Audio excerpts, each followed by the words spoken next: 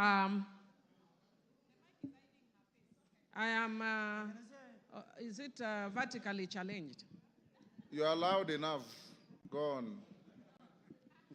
Thank you, Mr. Speaker. Mr. Speaker, I was indicating that earlier in the morning I had presented a report of a public participation on the proposed removal from office by impeachment of His Excellency Rigathi Gachagua, EGH, the Deputy President of the Republic of Kenya. Honorable Speaker, this is following the notice of a special motion by Honorable Mwengi Mutuse and in line with Article 1182 of the Constitution. Mr. Speaker, consequently, the House Business Committee approved a public participation program across all 290 constituencies, and I present on behalf of the House Business Committee. Mr. Speaker, I'll speak to the issue of the legal framework of public participation. And Mr. Speaker, Article 10.2 of the Constitution provides for the participation of the people as one of the national values and principles of governance. Mr. Speaker, Article 118 of the Constitution requires Parliament to ensure public access and participation of the people in its affairs. I will not go to the details, and we can read it for ourselves because of time. Mr. Speaker, I wish to note on my own behalf that in quasi-judicial proceedings like this, public participation is not really necessary, even though the courts are pronounced that they are. In my view, they are not actually necessary in a quasi-judicial processes like this, because, Mr. Speaker, it's almost like saying that the judiciary needs public participation in making their decision. Having said that, Mr. Speaker, I also want to speak to the issue of timelines. And, Mr. Speaker, Parliament has spoken very clearly on the issue of timelines under Standing Order 64.2. And in summary, Mr. Speaker, I would want to say, if you read the standing order, that there are very strict timelines for a process or a motion like this. And, Mr. Speaker, in setting the period, the National Assembly was guided by the need to preserve the overarching constitutional principle of acting without unreasonable delay. The special motion for removal from office by impeachment of the Deputy President was therefore processed in accordance with the timeline set out under Standing Order 64. Mr. Speaker, in buttressing the necessity for expedited consideration of special motions, previous speakers of the National Assembly of Kenya expressed themselves on the question of timelines for considering special motions by the House when the special motions were filed proposing the removal by impeachment of the then Cabinet Secretaries, Honorable Anne Waiguru, Honorable James Macharia, Honorable Kaimenyi, and more recently, Honorable Mithika Linturi. In all the foregoing instances, the Speaker emphasized the need to dispose of a special motion as soon as is practicable to remove the anxiety of hangman's noose from the neck of a state officer proposed for impeachment. Mr. Speaker, you have seen the level of anxiety that the Deputy President has undergone, and indeed when he was actually giving the press statement yesterday, he was almost in tears. And that is why the House hastens the process so that the emotional turmoil is lessened having gone through this process, Mr. Speaker. Mr. Speaker, the Clerk of the National Assembly published advertisements on the 2nd, 3rd, and 4th of October and invited written submissions via hand delivery, post, or email until the 5th of October 2024.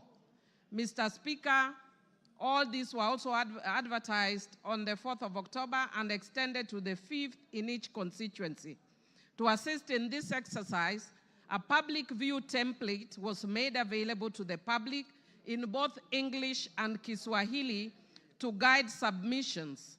On the 3rd and 4th of October 2024, 40,000 copies of the public view templates were also circulated as newspaper pullouts. This template was designated to provide clarity and precision in responses, whether for or against a motion. Number 2, to supplement other means of public input. And 3, to ensure both qualitative and quantitative feedback was captured, which is actually as has been directed by the courts in the past. Mr. Speaker, I just want to indicate that many means were used, including radio, TVs, and other means to publicize this process, including Twitter, or formerly, currently X, or formerly Twitter, and Facebook pages. Mr. Speaker, the public was invited to submit views either in support or in opposition of the special motion or offer other views. Mr. Speaker, I wish to laud Kenyans for their growing consciousness on their civic rights and duties. Mr. Speaker, people participated in various ways, as was witnessed both on electronic and social media, Mr. Speaker. And Mr. Speaker, many Kenyans who are participated very expressively. Mr. Speaker, I think many of us saw people expressing their views in many ways, some of which I will explain later. However, Mr. Speaker, by the nature of newsmaking, we saw the areas where the views were expressive, but much less in the areas where the views were not that expressive. Mr. Speaker, if you look at the report, and I want to download the parliamentary team, they have even captured photos of members of the public giving their views in constituencies very peacefully. But Mr. Speaker, as I want to repeat, that by the very nature of newsmaking, what we will see are the dramatic scenes. And those we saw, I don't think it is shame as such, it's their right and they can share. Mr. Speaker, I wish to indicate I wish to report that based on all that, over 200,000 responses were received, of which 65.1% supported the motion, while 33.81% opposed the motion, and 1.09% offered neutral or other alternative views. Mr. Speaker, some of the members in contributing have actually alluded to some of those alternative views. I've heard the speaker right before me talking about the issue that Kenya has very many pressing issues. Mr. Speaker, indeed it is true, Kenya has many pressing issues, and as a House, we are already seized of those issues and are indeed already dealing with some of those issues. One of those issues that the Parliament has raised is the issue of education, the education system, and we have called the CS for Education more than 2 times to deal with that issue. Again, on the health issue, we have also invited the CS for Health, amongst other officials. So indeed, the House can chew and walk at the same time. Mr. Speaker, when a motion is brought of this magnitude, Parliament, by its own standing orders, must stop everything else and give priority to this motion. And that is why Parliament stopped all its business on Thursday and focused on this, and all members of Parliament went to their constituencies to deal with this issue. Mr. Speaker, I wish to indicate that given that this is a very special public participation process, a first of its kind, Mr. Speaker, since the Constitution was promulgated, there were some challenges, but which did not affect the overall product of public participation. Mr. Speaker, some of those challenges were as follows. Mr. Speaker, there was political interference at public forums such as Bomas of Kenya and Murang'a. Mr. Speaker, there was violent disruptions in areas like Olkalau, Kipipiri, and Nyeri Town. Mr. Speaker,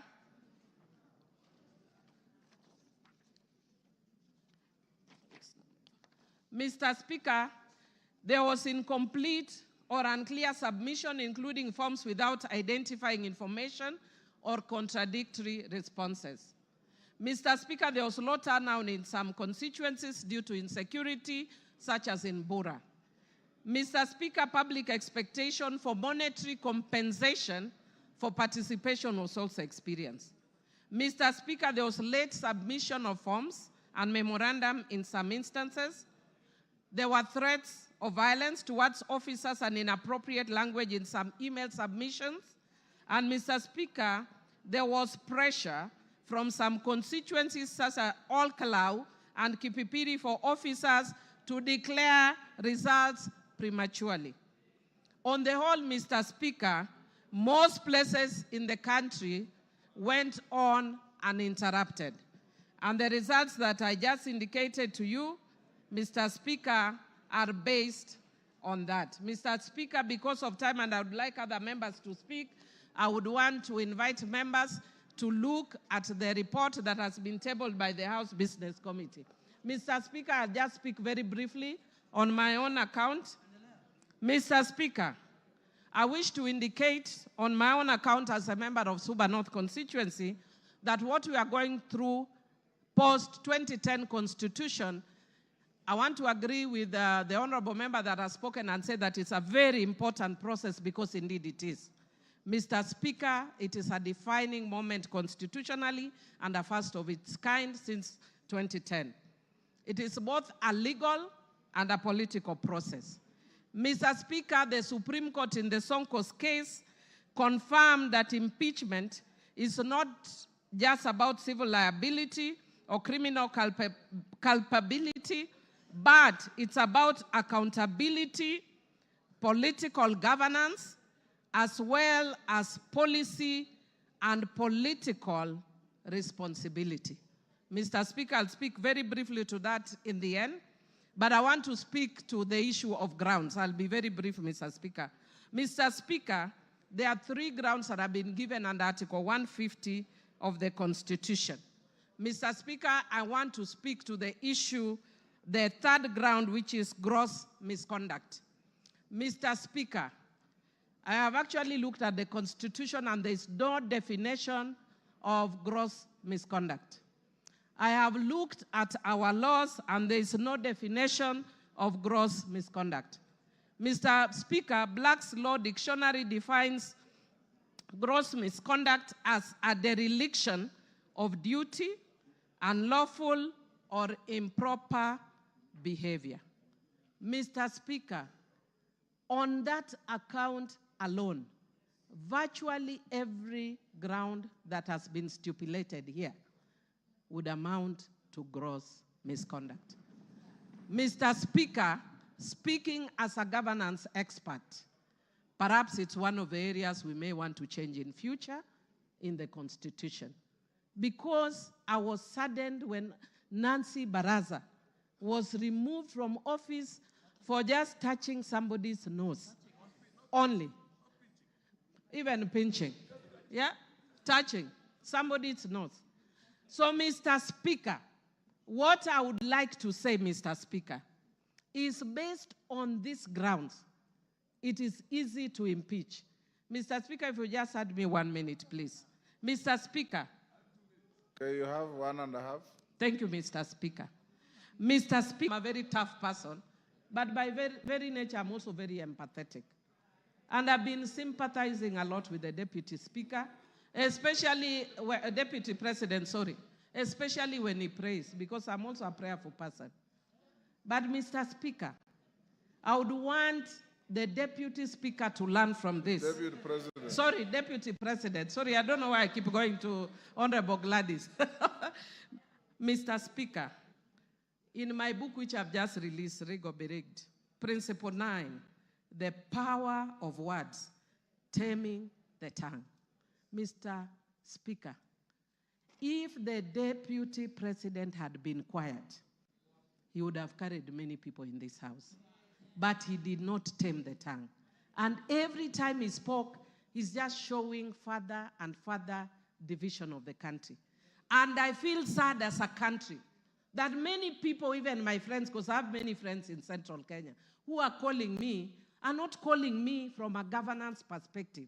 They are telling me, please save us Mount Kenya. Mr. Speaker, when will we ever reach a point as a country when we look at governance issues and not ethnic parochial issues that have divided the country for a long time, Mr. Speaker? Mr. Speaker, I do empathize with the Deputy President, and I wish the hand he extended to the President